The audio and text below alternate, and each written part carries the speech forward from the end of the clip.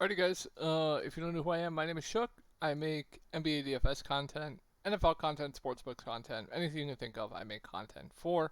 All these videos, they get posted to this Reddit. I'll have it linked down below.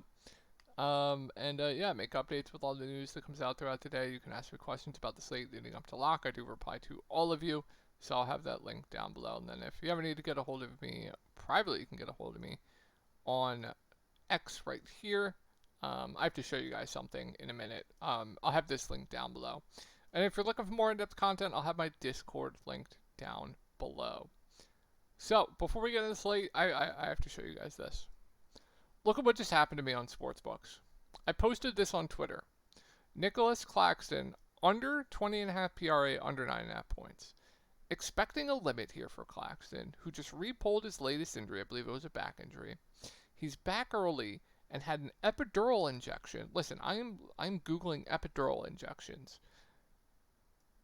On a limit, I expected. I also think there's a good chance he comes off the bench. You want to know what happens, guys? He comes off the bench. He's on a full limit. He plays 20 minutes. The sports books set his lines for him playing 25 plus minutes, and they get away with it. They get it off the bench. They get away with it. If people say there is no edge in sportsbooks, even though this bet lost, just show them this. Show them this. Show them how they thought that Claxton was going to start tonight and not be on a limit, and they somehow get away with it. Just why? It absolutely ruined my night. I don't know what to say. I don't. We'll go over my lineups tomorrow. I just can't deal with today. I'm over today. After that, I nuked his props. Shadow Piss Bomb nuked his props. No words. No words. Absolutely no words. Brutal stuff. All right. Yeah. K gonna be out here. Keep an eye on Thompson. If he's back, I would expect just like heavy limit for him. He hasn't played a game this year, so like we'll see. I don't even know what he's been out for, but first game of the year they're gonna tend to limit him pretty heavily. But I would just expect him out for this game. All right, not the best spot here going up against Orlando.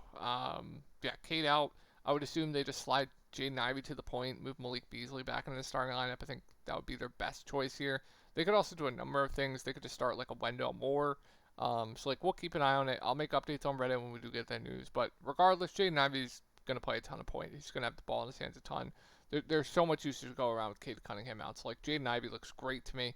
Like I said, only issue is the matchup, and the pace of this game isn't going to be fantastic, but way too cheap with Cade out. Jalen Duren doesn't really change too much with Cade out. Still a fine play. I wish he was a little bit cheaper. Wish the matchup was a little bit better.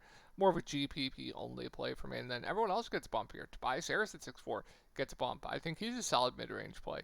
Keep an eye on the starting lineup, but Malik Beasley, if he starts, I like quite a bit. What else do we have here? Tim Hardaway Jr. is a solid value. And then, yeah, if they start like a Wendell Moore, I really like him for value. Even if he comes off the bench, I still really like him for value. He's just going to have to play a ton more. Marcus Sasser, probably going to have to play a bit more. He is firmly in play as well. So Detroit looks really solid tomorrow with no Cade Cunningham.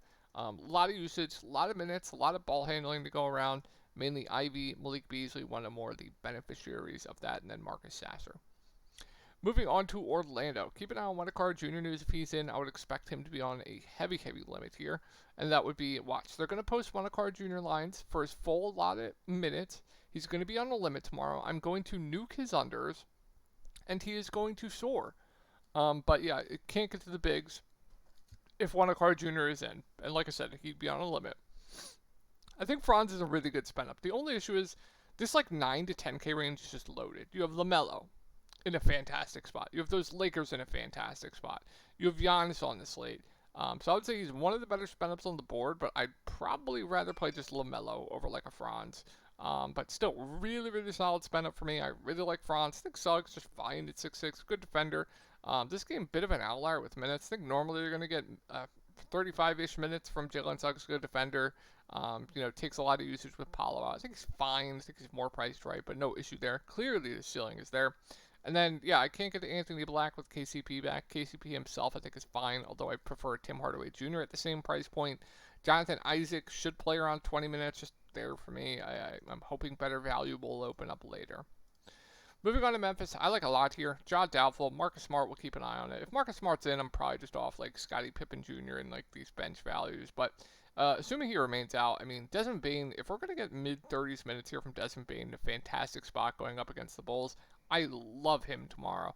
I think Jaren Jackson Jr. is really, really solid at 7-8. As long as he stays out of foul trouble, she'll play low 30s minutes.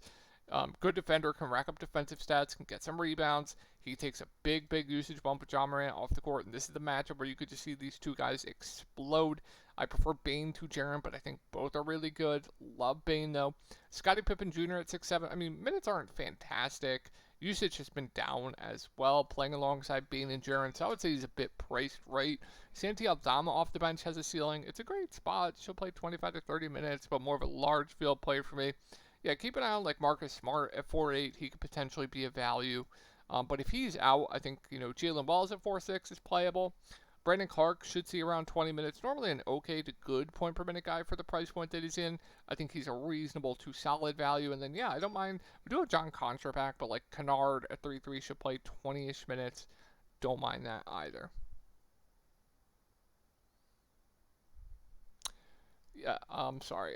Some people were responding to the Claxon stuff there. Just wild. Moving on to Chicago. Throwing it back to back. I would assume we started for Patrick Williams tonight. Keep an eye on Patrick Williams if he's going to play. If he remains out, I would assume shoots up to one of the better mid-range plays in the slate. I would really like Ayodasumba for value. And then this grouping of like Josh Giddey, Kobe White, Zach LaVine, Nikola Vucevic. I think Vuce and LaVine are my favorites. Not must. I think Kobe White's getting to the price point to where I think he should be. I think it's mainly really like Ayo if he starts again for Patrick Williams. If Patrick Williams out, if Patrick Williams is in and Ayo comes off the bench, not loving it, but still fine. She'll play around 30 minutes. Then they're going to go with the hot hand with like Giddey, Ayo, etc. If everyone's more healthy, their minutes become a bit more in question too. And then I like Vuce quite a bit in GPPs, and I think LaVine is just decent, but getting to the price point where I think he should be. All right, rematch. I believe Portland is playing Houston tonight. Yeah, they are. Houston is blowing them out, of course. It's a back-to-back. Keep an eye on it. Jeremy Grant was dealing with an illness. He played tonight. We could have some guys sitting. It's really hard to say. What I can say is if we get like guys out, say we get like Grant and the guards out, then Shaden Sharp would look like one of the best plays in the slate. Delano Bant would look like one of the best plays in the slate. I still like both the bigs, including Robert Williams, regardless.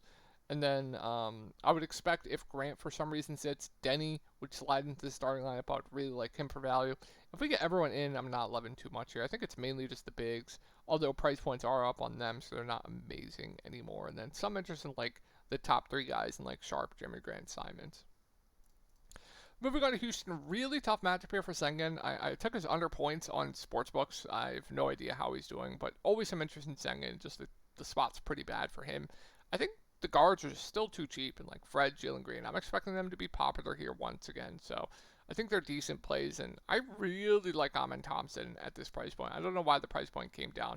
Got in a massive foul trouble this game. He's going to be playing not alongside. He's going to be going up against the Portland Plumbers. So the matchup is just going to be absolutely fantastic for Amen Thompson tomorrow. I think he's a really good sneaky value tomorrow that I don't think anyone's going to play. Just a nuclear spot for him. Tari is fine at 5'8". I prefer Amen for cheaper, and then Jabari, the drill by now. They're going to go with the hot hand. Has a ceiling, but risky. And then Dylan Brooks is fine.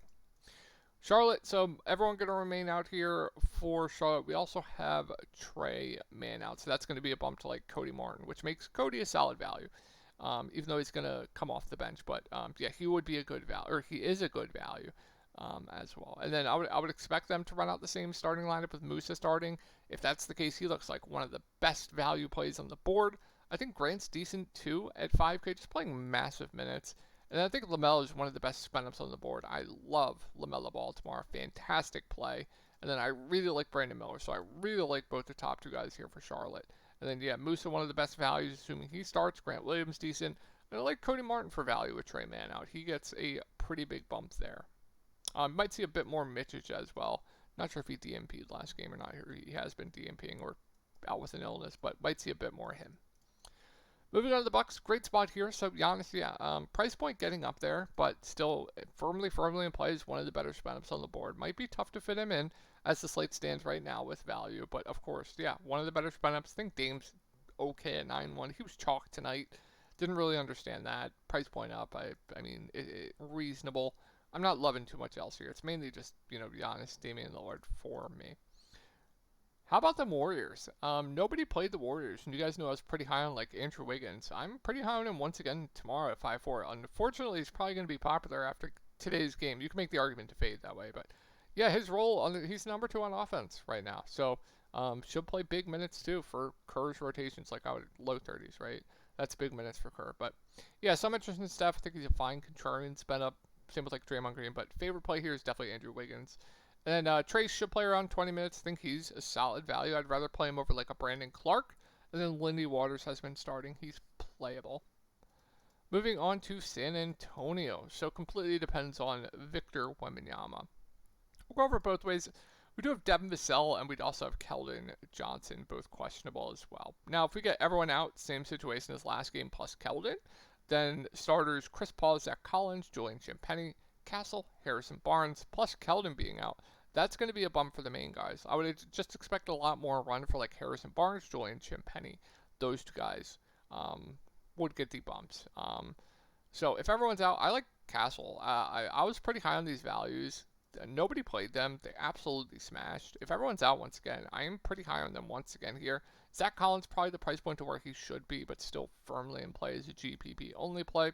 And then Chris Paul, I think, is decent as well. The only issue is his scoring has been a little bit down of late. But if you get Keldon plus Vassell out, he's going to have to take a larger role on scoring. Plus, he's going to, of course, facilitate as well. So, yeah, he'll have to do a lot more offensively. I think Chris Paul could be sneaky tomorrow if those guys are out. Now, if we get everyone in, then like it's just Wemby basically for me. I'm not touching anyone else in this team. All right, Denver. They're on a back-to-back, but I would expect Jokic to play. He played today, but I guess he could sit for personal reasons.